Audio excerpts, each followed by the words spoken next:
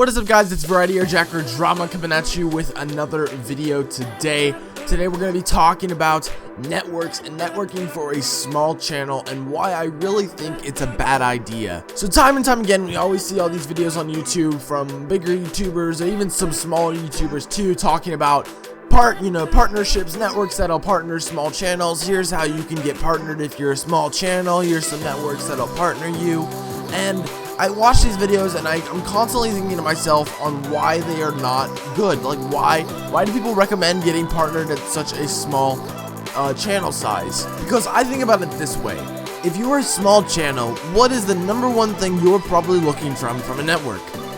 Views and money. That's what you're looking for. If you're getting networked at any other point at a small channel, you're always looking for money at a small channel stage. I know that from wanting to be networked when I was smaller, and now I'm at, wow, I'm such a big shot now. I'm at 157 subscribers.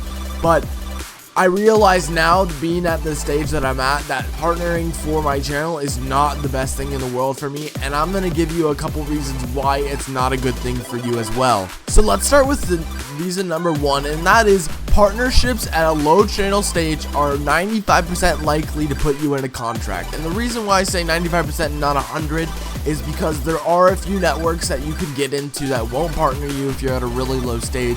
I really don't know of any, but if you know any, I guess you can comment them below. But for the most part, Fullscreen, Freedom, I'm pretty sure, all of those big networks that, low channels are getting partnered with, they're ending up getting into contracts, and that's not a good thing, guys. Getting into contracts at a low channel stage is not a good thing, because if you shoot up, if something happens to your channel, being in a contract is not a good thing, because you're legally bound to that. You cannot get out of it. So you're stuck with that channel, for that network, for 2 years. If you want to move on, if you want to do something else, if you want to stop making videos, you're stuck with that network. And so it's not a good thing, guys.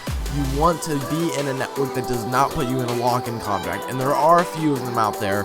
I will name a few later. Okay, guys, reason number two is how big these networks are. I want to start off with ones that Freedom and Fullscreen. I think those are the most common ones for smaller YouTubers to try to get into.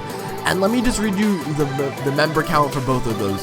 For Freedom, there's 85,933 members, and for Fullscreen, there's 51,074 members, guys. That's massive. There are literally so many people in these networks, and if you join, you're just gonna be one fish in a giant pond, right?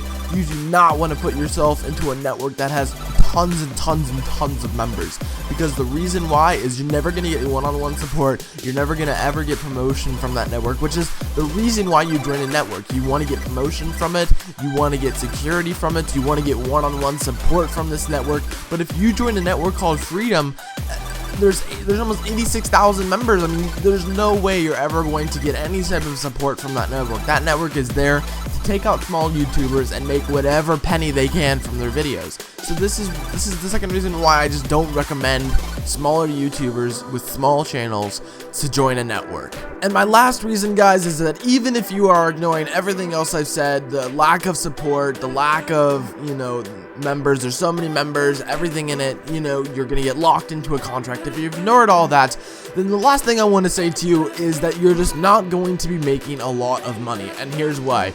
You're going to probably be making, if you're at my size, 150 subscribers, maybe a little bit higher, maybe a little bit lower. If you're at my size, you are not going to be making anything, right?